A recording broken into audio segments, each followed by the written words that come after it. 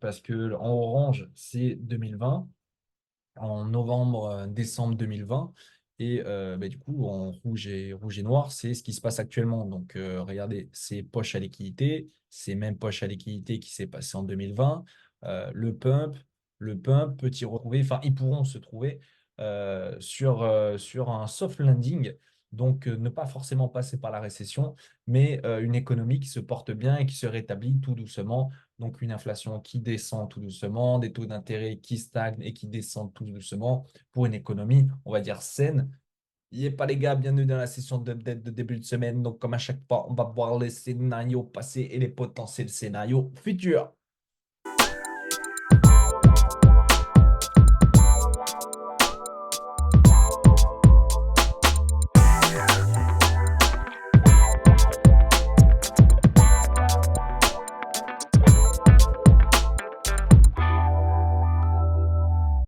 Donc actuellement sur le BTC, comme je vous avais mentionné, on est potentiellement dans une zone de range.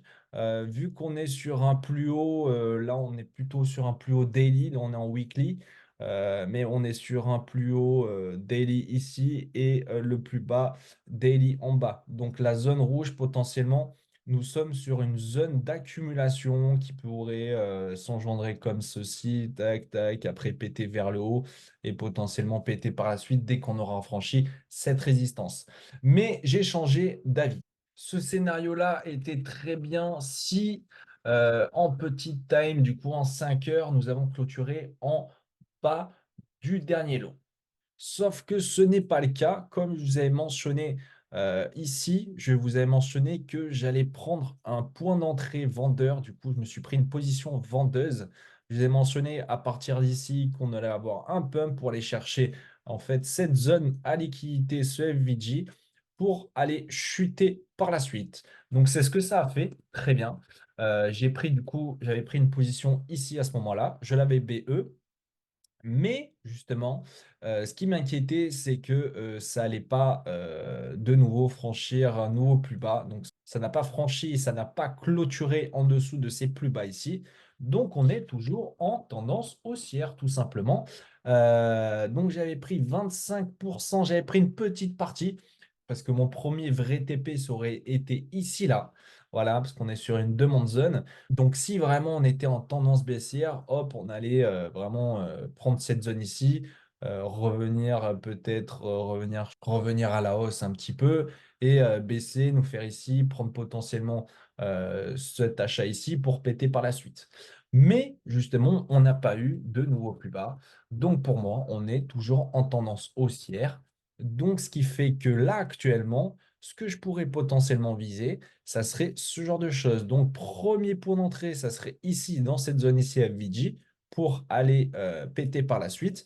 Et deuxième zone pour justement un scénario haussier, ça serait cette zone-là de demande zone. Donc, ce scénario-là, pour arriver dans cette borne basse, pour aller chercher en fait toutes ces poches à liquidité, il pourrait potentiellement être en fait être revisité.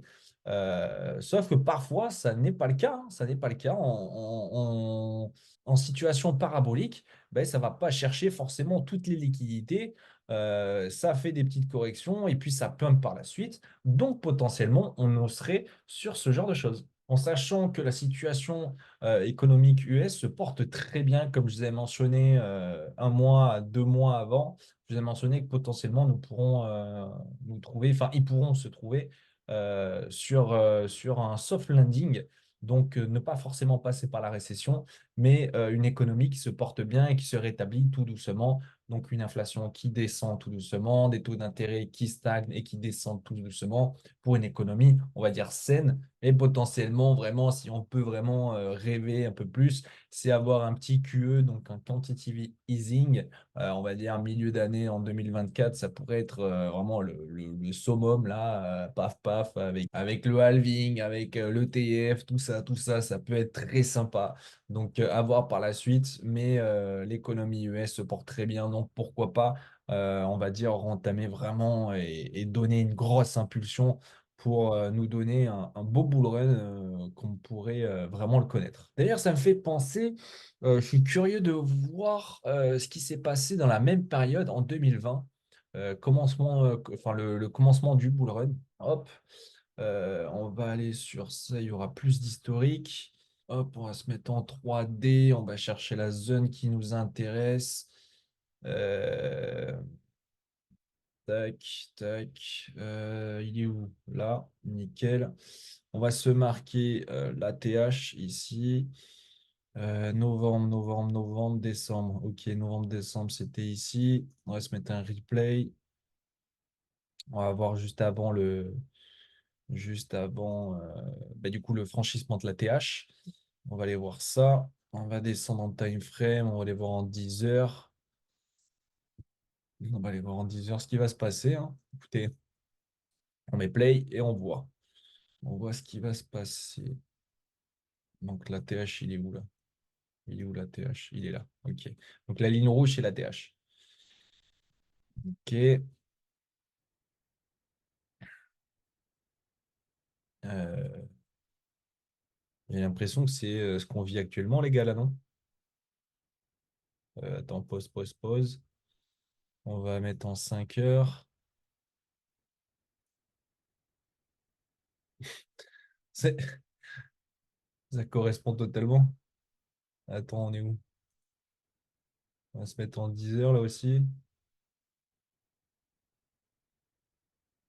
Hop. Là, c'est ce qui se passe en ce moment. Là, on est actuellement à 42 600. Et là, on était à 15 000. Regardez, même poche à liquidité, pump, retracement, petite accumulation et pétage.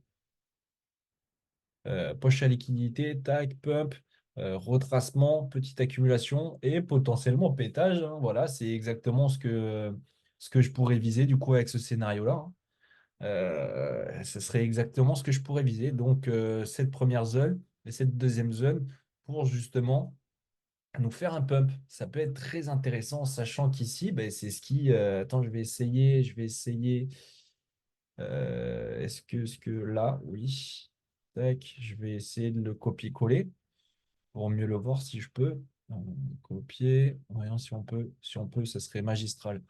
Ça serait magistral si on peut. Coller. Ouah, magnifique. Magnifique. On va le mettre en une autre couleur. On va le mettre en orange. Tac, on va le mettre juste à côté. Regardez ça. Regardez ça. Hop, ouais, on va le mettre là. Regarde, voilà. Voilà. Voilà les gars. Voilà les gars. Voilà, tout simplement. Donc qu'est-ce qu'on pourrait voir? Qu'est-ce qu'on pourrait voir, les gars? Un petit pump, pourquoi pas? Voilà, donc comme quoi, ben, il y a des poches à liquidité qui peuvent ne pas être revisitées, en fait, hein, tout simplement. Donc parce que en orange, c'est 2020 en novembre, décembre 2020. Et du coup, en rouge et noir, c'est ce qui se passe actuellement. Donc, regardez, c'est poche à liquidité, c'est même poche à liquidité qui s'est passé en 2020. Le pump, petit retracement, tac, retracement, petite zone d'accumulation ici, là, tac, tac, tac, petite zone d'accumulation et pétage et potentiellement pétage. Donc, voilà, ça peut être très intéressant de se prendre en fait, ces deux petites zones-là, qui sont ici, là, paf, paf, pour potentiellement se voir un pétage par la suite, en sachant que 2020, il s'est passé ce qui se passe actuellement, et on peut voir que toutes les liquidités ne viennent pas se rechercher, parce que celles-ci, elles sont pas venues se rechercher, regardez ça. Elles sont pas venues se faire rechercher, hein. Et même la chute qu'il y a eu ici, on, on l'a eu ici, hein, tout simplement. Ici, on pouvait penser que celle-ci allait être comblée avec cette petite chute, mais non, ça a créé juste encore des poches à liquidité là. Et putain, c'est exactement pareil, c'est un truc de fou. C'est un truc de fou. Donc, ce scénario-là, comme je vous ai mentionné un peu plus haut, ça serait de venir dans cette zone-là, dans la zone, hop, ça a été décalé, mais dans la zone de FVG, tac, dans la zone de FVG pour potentiellement justement péter par la suite, paf, ou potentiellement dans cette zone de demande. Donc premier essai, premier try de la position, ça serait ici. Deuxième try, ça serait ici pour potentiellement pump par la suite. Voilà pour le BTC, on va voir vite fait le SPX. Le SPX, je me suis fait stop loss, je me suis fait stop loss la semaine dernière. Je vous avais mentionné que je pourrais voir potentiellement une chute. Ben pareil, hein, c'est les mêmes liquidités limites qu'on peut voir sur le BTC, mais non, ça va pas aller chercher, ça va pas aller chercher. Non, non, ça pump, zone parabolique, parabolique, ça fait des petites corrections et ça pète tout simplement. Voilà, ça ne vient pas chercher toutes les liquidités parce que limite, ça fait plus de mal à certaines personnes de péter et de ne pas les attendre que d'aller en fait prendre les liquidités que ont certains acheteurs qui ont pris justement l'opportunité dans cette zone-là. Ça fait plus de mal de péter, de ne pas attendre que certaines personnes se repositionnent ici que d'aller chercher en fait ces liquidités-là. Donc ça fait carrément plus de mal de péter, voilà, zone parabolique, paf, paf, paf, ça va tout droit, ça trace, ça met les œillères et ça trace. Voilà, tout simplement. Plus de mal. Comme là actuellement, on pourrait ne pas être en fait en bull trap, hein. Bull trap, voilà, bull trap de 2018, c'était chute ici. Tac, il y en a beaucoup qui se sont positionnés ici et pétage par la suite. Mais non, en fait, voilà, c'est le retracement que pas mal de personnes attendent, le bull trap. Et c'est juste bah, péter. Et puis, ne pas attendre les gens, ils ne se sont pas placés, mais tant pis. Ça fera carrément plus de mal le fait qu'ils ne se sont pas placés. Ils vont se placer dans des zones paraboliques parce que niveau RR, c'est pas avantageux, voilà, tout simplement. Donc, ils vont pas l'attendre et ils vont tracer tout simplement. Ils vont se positionner sur la TH, ils vont se positionner ici. Mais moi et comme d'autres personnes smart, ben, ils se sont positionnés ben, dans cette zone ici. Voilà, tout simplement. Ils ont accumulé, ils ont accumulé, ils ont accumulé. Et on est serein, les gars. Pour le gold, je vous avais mentionné que j'attendais ce genre de retracement, mais ici, qui ne nous franchissent pas en fait ce nouveau plus haut. Donc, ben, c'est ce que ça a fait. Donc, j'ai pas pris de position vendeuse ici parce qu'on a franchi un nouveau plus haut. Donc, tout simplement, tendance haussière. Ce que je pourrais potentiellement attendre, ça serait cette zone ici à short. On verra par la suite. Pour le moment, ben, le BTC, je l'attends avec impatience parce que ça, je pense que ça sera mon seul trade 2023, enfin mon dernier trade de 2023.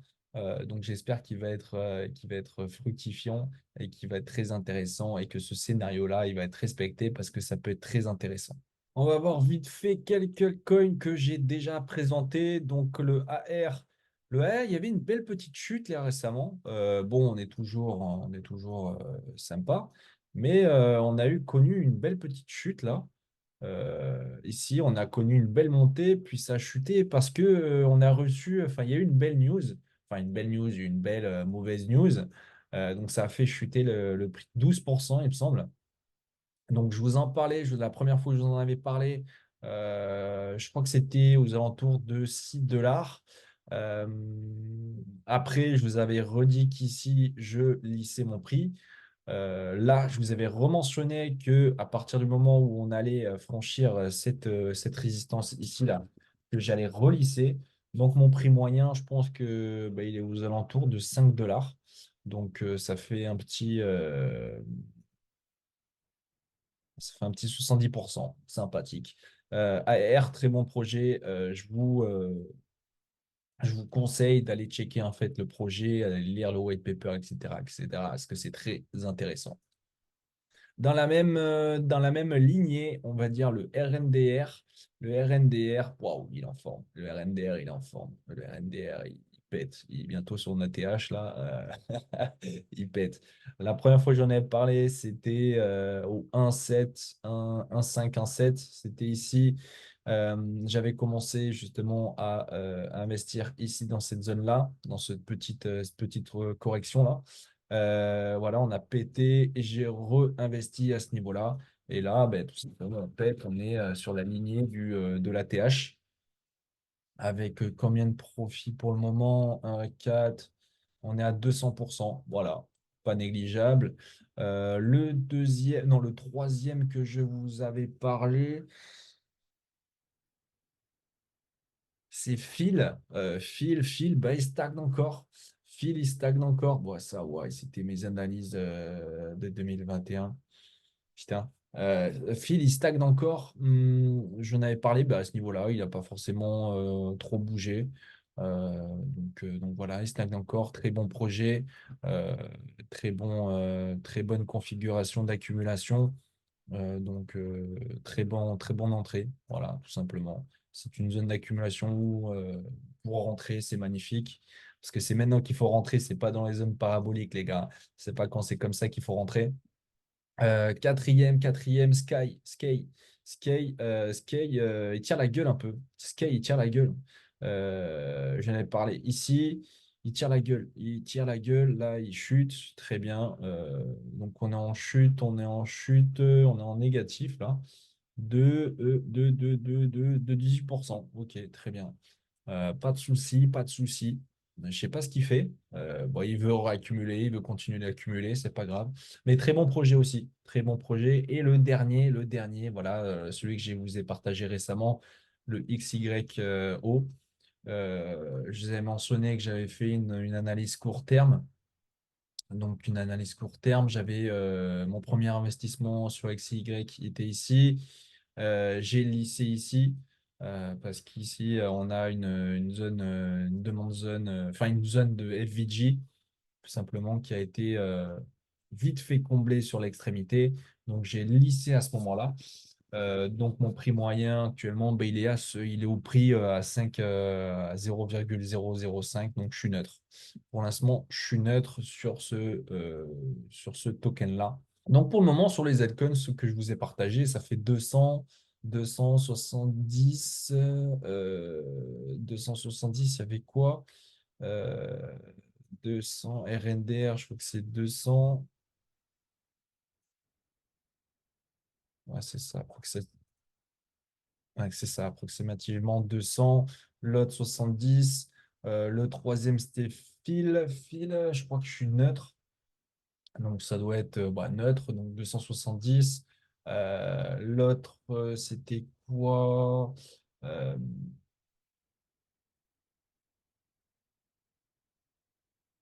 Scale, je suis en négatif. Scale, je suis en négatif de 18. Donc ça fait